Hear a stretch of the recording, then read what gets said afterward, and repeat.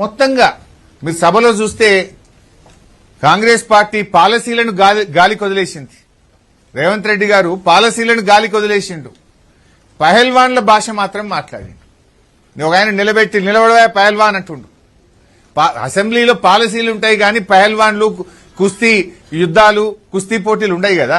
కానీ రేవంత్ రెడ్డి ఇదేదో కుస్తీల పోటీగా మార్చే ప్రయత్నం చేసిండు. కత్తుల కోలాటంతో తలలు తీసేస్తాం, సామాజిక బహిష్కరణ చేస్తాం అని కాంగ్రెస్ సభ్యులతోని ముఖ్యమంత్రి పిలిచి పక్కన కూర్చోబెట్టుకొని మాట్లాడించిండు. మనం చూడలేదా? ముఖ్యమంత్రి గారు పక్కన వచ్చి వాళ్ళు కూర్చోవడం, పోగానే వాళ్ళకి మైకొచ్చుడు, వాళ్ళు మాట్లాడుడిగా కత్తుల కోలాటంలో తలలు తీసేస్తామని ఒక శాసనసభ్యుడు అసెంబ్లీలో మాట్లాడితే అది శాసనసభన? దాన్ని ఎందుకో ఎథిక్స్ కమిటీకి రెఫర్ చేయవు? కత్తుల కోలాటంతో తలలు తీస్తా అన్న సభ్యుడిని ఎథిక్స్ కమిటీకి రెఫర్ చేయవా? సామాజిక బహిష్కరణ చేస్తామని మాట్లాడిన సభ్యుడిని ఎథిక్స్ కమిటీకి రెఫర్ చేయవా? రేవంత్ రెడ్డి ఈ 2 ఏళ్ల 3 నెలల్లో సభలో మాట్లాడిన అనాగరిక భాషను ఎథిక్స్ కమిటీకి రెఫర్ చేయరా? ఏం మాట్లాడండి రేవంత్ రెడ్డి? నేను నోట్తో మాట్లాడలేను. ఆ భాష మాట్లాడడానికి నాకు సిగ్గు అనిపిస్తుంది.